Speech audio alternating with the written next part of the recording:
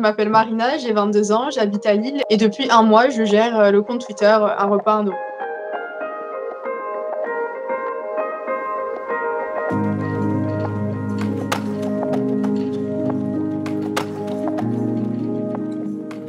C'est un projet qui s'est fait un petit peu par hasard. Pendant le premier confinement, comme beaucoup de gens, je me suis mise à beaucoup plus cuisiner puisque j'étais tout le temps chez moi. Et comme j'aime cuisiner depuis petite, j'ai eu l'idée de me créer à l'époque un compte Instagram pour partager mes recettes. Et mes recettes, c'était des recettes voilà, que je réalise dans ma kitchenette étudiante, donc avec peu de matériel. Et ça a suscité quand même un certain engouement. Et rapidement, j'ai commencé à recevoir des messages de mes abonnés qui m'expliquaient que mon compte les aidait parce qu'ils avaient très peu d'argent pour manger. Et en fait, c'est comme ça que petit à petit, l'idée a fini par germer dans ma tête. Ça s'est fait un petit peu par hasard, en fait.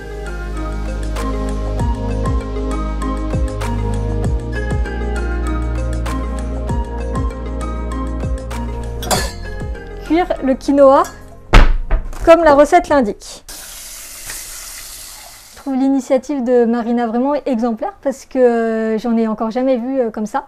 Avant mes allergies, j'ai quand même été étudiante pendant 2 ans, donc j'ai connu aussi la galère de devoir trouver des repas, d'avoir un budget limité, etc. Ça aurait été quelque chose qui m'aurait été encore plus utile il y a 2 ans pour trouver des idées quand j'en avais pas forcément et quand j'avais la flemme de faire quelque chose autre que des pâtes.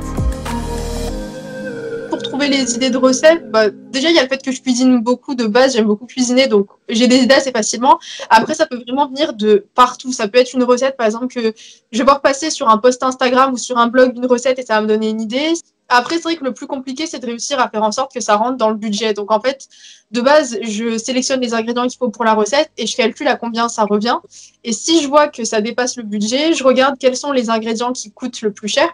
Et comment est-ce que je peux les remplacer de manière plus économique? Au niveau des proportions, il faut que ça soit quand même une assiette rassasiante. Le but, c'est à la fin de plus avoir faim. Et ce que je fais, c'est que quand j'ai fini de faire un planning, j'utilise une application qui permet de calculer les calories, en fait. Et je prends une journée de mon menu et je rentre absolument tout ce que j'ai mis dedans au petit déjeuner, au déjeuner, à la collation, au dîner. Et je regarde si ça fait au moins 2000 calories. Et au niveau de la répartition, protéines, glucides, lipides, j'essaie de faire quelque chose de bien, parce que c'est vrai qu'en soi, manger pour un petit budget, c'est super, mais si au final, c'est des toutes petites portions où vous êtes vraiment en hypocalorie et que ça vous met en danger, c'est pire, en fait.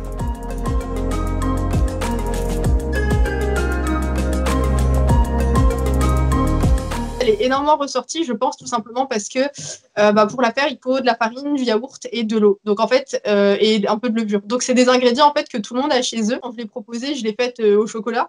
Et il y a plein de gens en fait qui l'ont faite, mais qui l'ont déclinée selon leur goût en sucré et même en salé. Quand on propose des choses qui sont simples, qui sont faciles, qui sont accessibles, les gens ont l'envie d'un coup. En fait, il y a beaucoup de gens qui disent « Oh, moi, j'aime pas cuisiner, c'est la corvée, etc. » Mais en fait, quand vous leur proposez des choses qui sont compatibles avec leur petite cuisine, avec leurs petits moyens, etc., et là, en fait, ils retrouvent le plaisir, en fait, de se faire quelque chose et que ça améliore aussi leur relation à la nourriture. Enfin, de manière générale, les retours vraiment concrets comme ça, c'est vrai que ça me touche beaucoup.